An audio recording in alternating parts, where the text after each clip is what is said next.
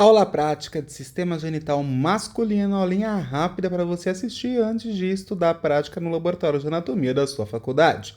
Vamos logo, vamos rápido, porque tempo mais do que dinheiro, tempo é conhecimento.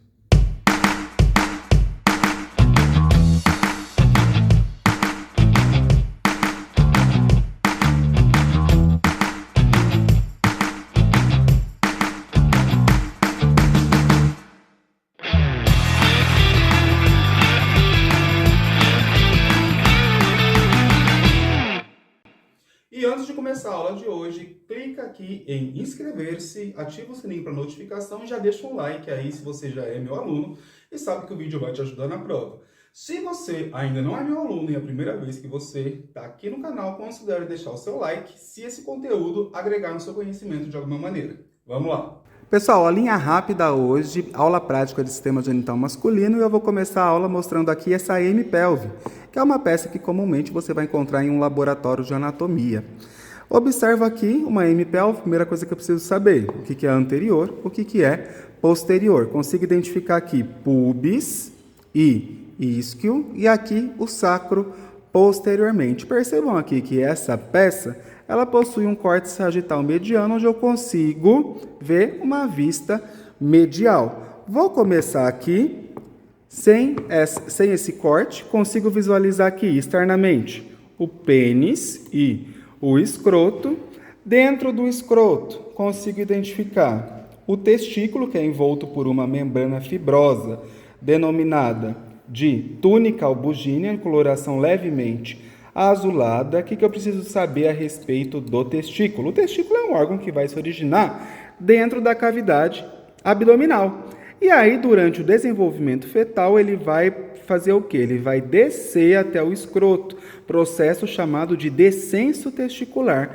Durante o descenso testicular, o seu ducto, que é o ducto deferente, um órgão tubular que vai ser responsável pelo transporte dos gametas, no caso aqui estou falando dos espermatozoides, eles vão fazer o quê?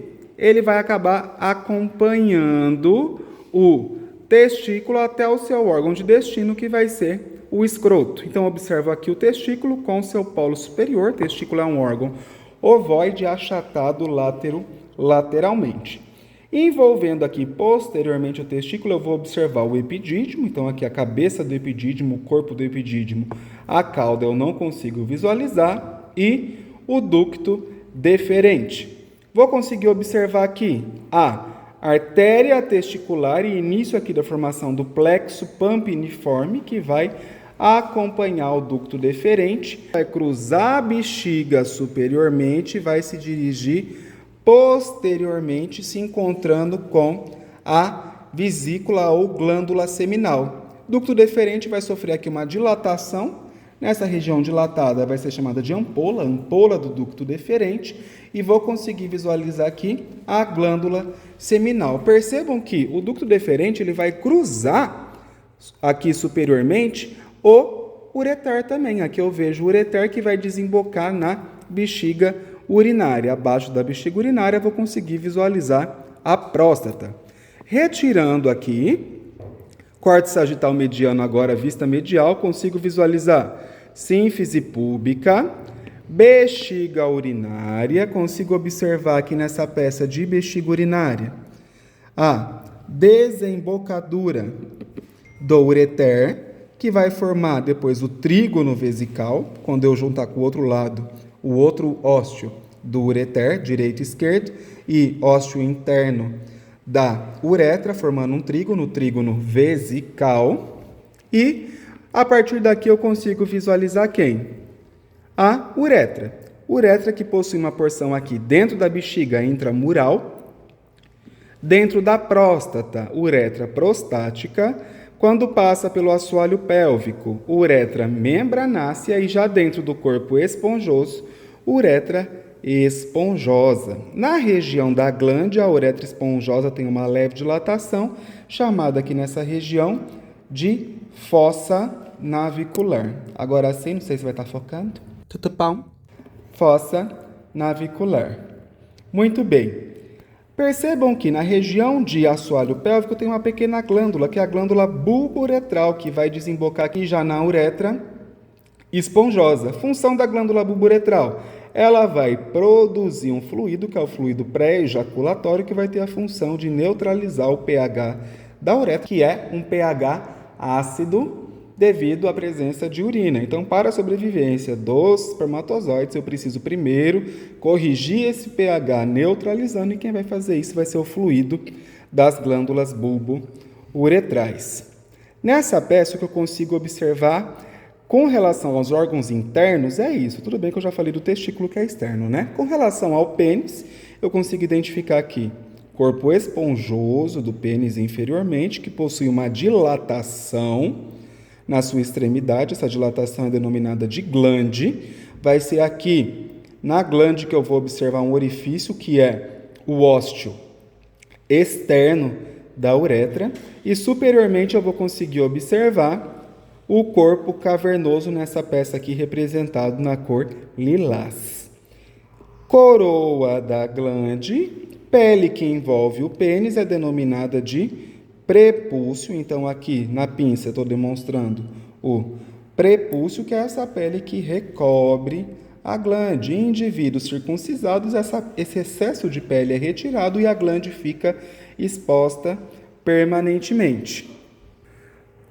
Coloquei de volta aqui essa peça para a gente conseguir identificar aqui no pênis a coroa da glande, a glande e o ósteo externo da uretra. Uma coisa importante que eu não comentei aqui nesse início do vídeo, nessa introdução, é sobre a estratigrafia do escroto, ou seja, as camadas presentes no escroto. Se você não estudou ainda a teoria das camadas do escroto, clica no card que está aparecendo aqui em cima para você assistir primeiro a aula teórica, para você entender melhor a aula prática, que é o que eu vou mostrar aqui a partir de agora. Se você continuou aqui comigo nesse vídeo, é porque você tem o quê? Sede de conhecimento, graças a Deus, e você quer aprender o quê? De maneira mais aprofundada a estratigrafia do escroto. Lembra que eu comentei com vocês que para a gente ter formação do espermatozoide, o testículo ele precisa estar 2 graus Celsius abaixo da temperatura dentro do abdômen. Para isso, eu tenho um mecanismo muito importante através de músculo cremaster e músculo dartos, que vai fazer a elevação dos testículos, deixando ele mais próximo da pelve quando está frio e quando está calor, para a gente conseguir abaixar um pouquinho o testículo para resfriá-lo. Então, o escroto vai funcionar como se fosse o quê? Um termostato junto dessas musculaturas para conseguir resfriar o testículo quando tiver muito calor ou esquentá-lo quando tiver muito frio. Para entender melhor essas camadas do testículo, eu preciso entender primeiro as camadas do abdômen que vão originar essas camadas do testículo. Já tem vídeo falando sobre as camadas do abdômen e parede abdominal, clica no card que está aparecendo aqui em cima. Vou observar aqui, olha, saindo de espinha ilíaca antero superior até sínfise púbica, ligamento inguinal. Quero que vocês observem aqui parede abdominal, formada aqui nessa parte lateral que a gente consegue visualizar. Músculos,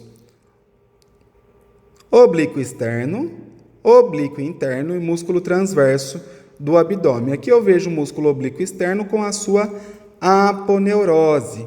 Aqui a aponeurose de oblíquo interno e aqui a aponeurose de transverso. Aqui eu já estou vendo o músculo reto do abdômen e músculo piramidal. Foca aqui nessa parte lateral, que é a parte em que eu vou ter, olha aqui internamente, ducto deferente, artéria testicular e veia testicular passando por este anel, que é o anel profundo do canal inguinal.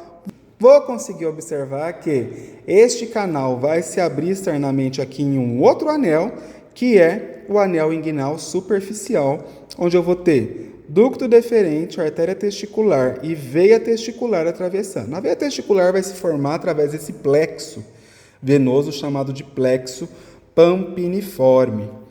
Observem aqui a estratigrafia do escroto. Primeira coisa que eu consigo identificar aqui: túnica albugínea, epidídimo, de externo para interno. Vou conseguir visualizar aqui a pele, então a cutis, Lembra que junto da cutis eu vou ter a túnica dartos formada por músculo liso, que vai fazer o quê? Enrugar a pele do escroto, auxiliando na elevação do testículo quando eu tiver temperaturas mais baixas. Oriunda de aponeurose de músculo oblíquo externo, fáscia espermática externa. Oriundo de músculo oblíquo interno, músculo cremaster. E aqui, em azul clarinho, oriundo da fáscia transversal do músculo transverso, fáscia espermática. Agora sim, a pinça estava fora, que eu estou segurando a câmera e a pinça ao mesmo tempo. Aí, agora sim. Em azul claro, a fáscia espermática interna. Então, cutis, túnica dartos, não representada de cor diferente nessa imagem, nessa peça, aliás.